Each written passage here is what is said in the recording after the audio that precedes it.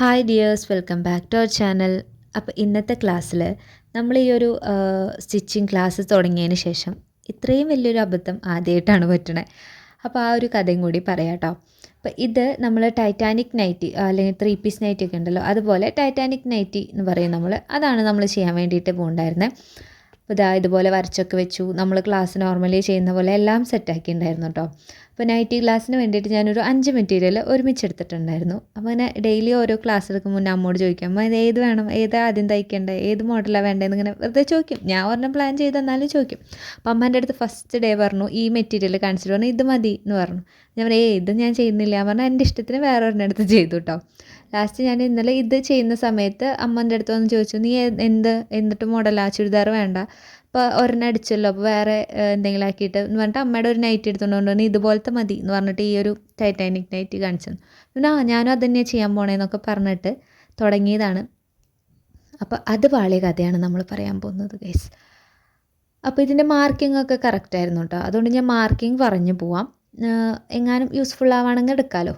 നമ്മൾ 4ആയിട്ട് ഫോൾഡ് ചെയ്യുക. ഫോൾഡ് ചെയ്തിട്ട് അപ്പോൾ നമ്മളിത് 4ആയിട്ട് ഫോൾഡ് ചെയ്തിട്ടുണ്ട്.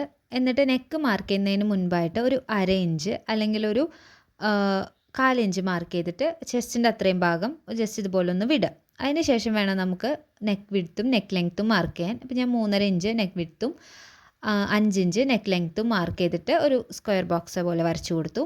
അതിന് ശേഷം നമ്മൾ ഷോൾഡർ 7 ഇഞ്ച് മാർക്ക് ചെയ്തു. താഴേക്കും ഷോൾഡറിൻ്റെ ആ ഒരു ആം ഹോളിൻ്റെ 7 ഇഞ്ച് മാർക്ക് ചെയ്തു. എന്നിട്ട് ഇതുപോലെ ഒരു ലൈൻ ഇട്ട് കൊടുത്തു. ഓക്കെ, നമ്മൾ നോർമൽ ചെയ്യുന്ന പോലെ ഇനി ഇവിടെയും ഒരു ലൈൻ ഇട്ട് കൊടുക്കുക. ഇതാണ് നമ്മുടെ ആം ഹോൾ കേട്ടോ. അപ്പോൾ ഇതിൽ നമ്മൾ സ്ലീവ് സെപ്പറേറ്റ് കട്ട് ചെയ്യാതെ ആം ഹോളും ആ ഒരു പോർഷൻ ഒരുമിച്ചാണ് കട്ട് ചെയ്യുന്നത്. നമ്മുടെ ചെസ്റ്റ് മാർക്ക് ചെയ്തതിന് ശേഷം ഇപ്പോൾ മാർക്ക് ചെയ്യുന്നത് സ്ലീവ് ലെങ്ത് ആണ് കേട്ടോ. അപ്പോൾ 8 ഇഞ്ച് സ്ലീവ് ലെങ്ത്തും 1 ഇഞ്ച് മടക്കി തയ്ക്കാൻ കൂടി വേണ്ടിയിട്ട് വിട്ടിട്ടുണ്ട് കേട്ടോ. താഴേക്ക് നമ്മൾ സ്ലീവ് ഓപ്പണിങ് 6 ഇഞ്ചും 1 ഇഞ്ച് സീം അലവൻസും കൊടുത്തിട്ടുണ്ട്. പിന്നെ നമ്മൾ ചെസ്റ്റ് മാർക്ക് ചെയ്ത പോയിന്റിൽ അവിടെ നിന്ന് താഴേക്ക് ഇതുപോലെ 1.5 ഇഞ്ച് നിങ്ങളൊന്ന് മാർക്ക് ചെയ്ത് കൊടുക്കുക.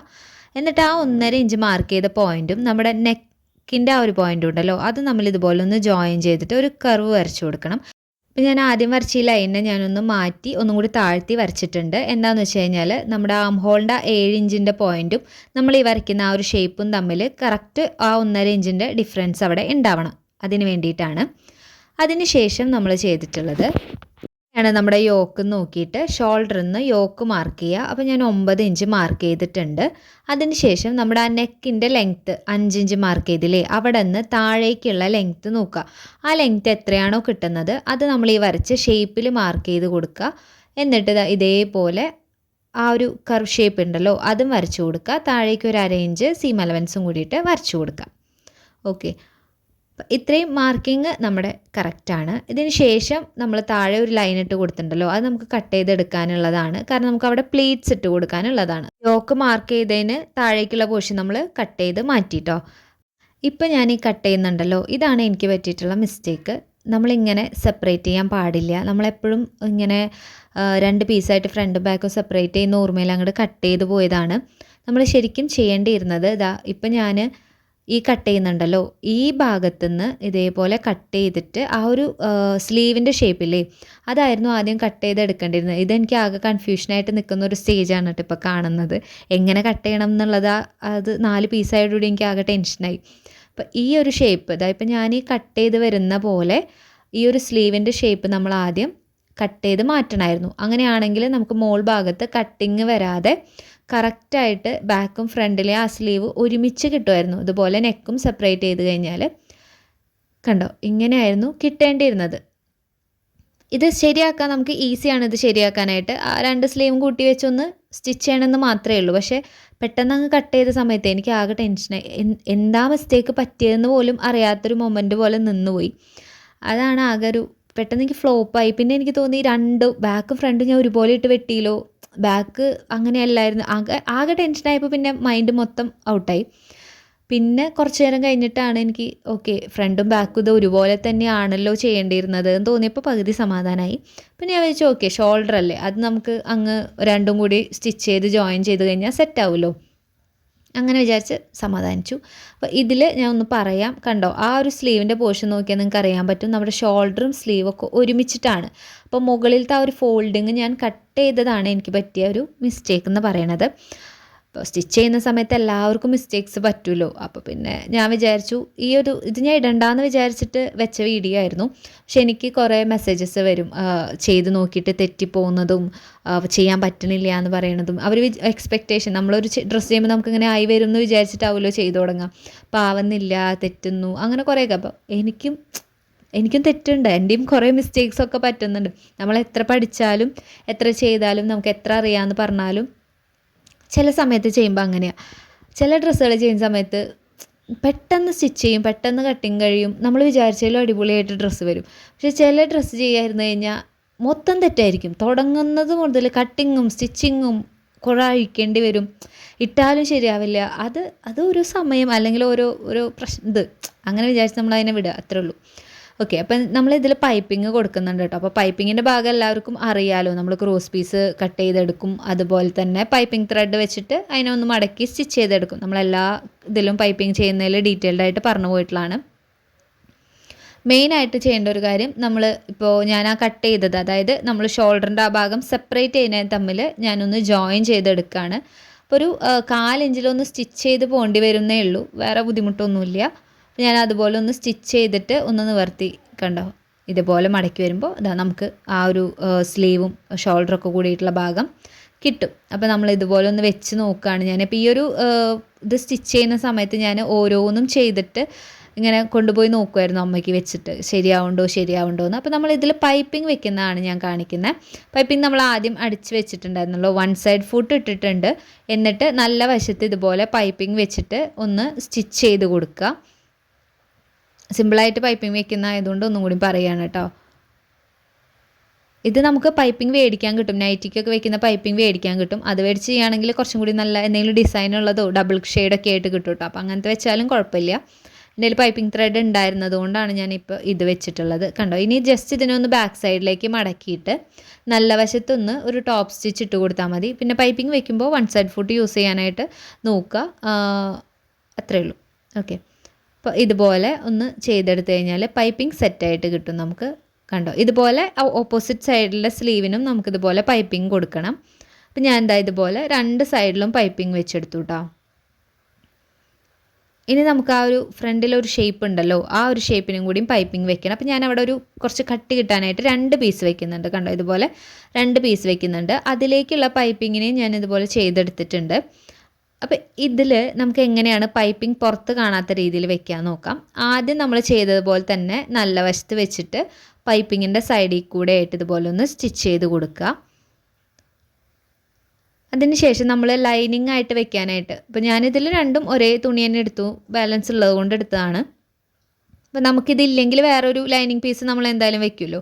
അപ്പോൾ ആ ഒരു പീസ് വേണം നമുക്കിതിന് മുകളിലായിട്ട് വെക്കണം. അതായത് ഇതുപോലെ വെക്കുക.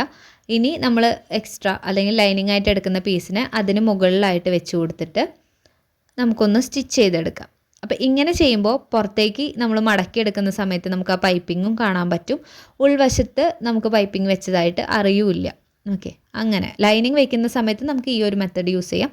അതല്ലെങ്കിൽ ഒരുമിച്ച് വെച്ചടിച്ചിട്ട് നമ്മൾ ആദ്യം ചെയ്ത പോലെ ചെയ്യാം, എങ്ങനെ വേണമെങ്കിലും ചെയ്യാം. ഞാൻ 2 രീതിയും കാണിച്ചു എന്നേ ഉള്ളൂ, ഏത് വേണമെങ്കിലും എടുക്കാം കേട്ടോ. കണ്ടോ, ഇതുപോലെ വെച്ചടിച്ചിട്ട് നമ്മൾ ഇത് നിവർത്തുമ്പോൾ പൈപ്പിംഗ് സെറ്റായിട്ട് വരും. ഇനി ഇതിൻ്റെ മുകളിൽ കൂടെ ഒരു ടോപ്പ് സ്റ്റിച്ച് ഇട്ട് കൊടുക്കണം കേട്ടോ. ടോപ്പ് സ്റ്റിച്ചും കൂടി ഇട്ട് കൊടുത്താൽ അത് സെറ്റാവും. ഞാനൊരു ടോപ്പ് സ്റ്റിച്ച് ഇട്ട് കൊടുക്കുന്നുണ്ട്.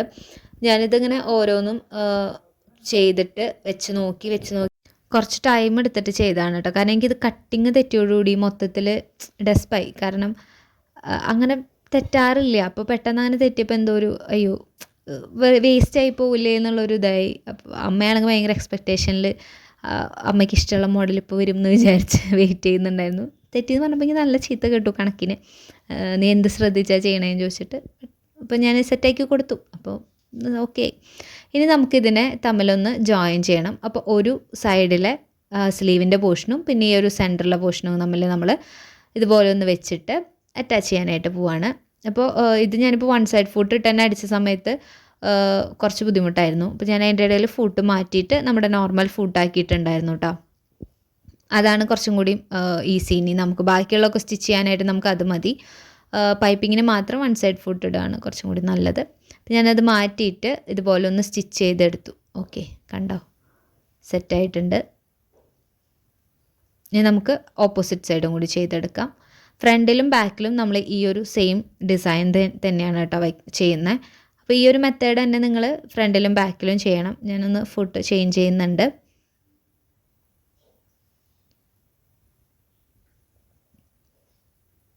ഇനി ഓപ്പോസിറ്റ് സ്ലീവ് ഇതുപോലെ ഇതൊന്ന് നമുക്ക് അറ്റാച്ച് ചെയ്തെടുക്കാം.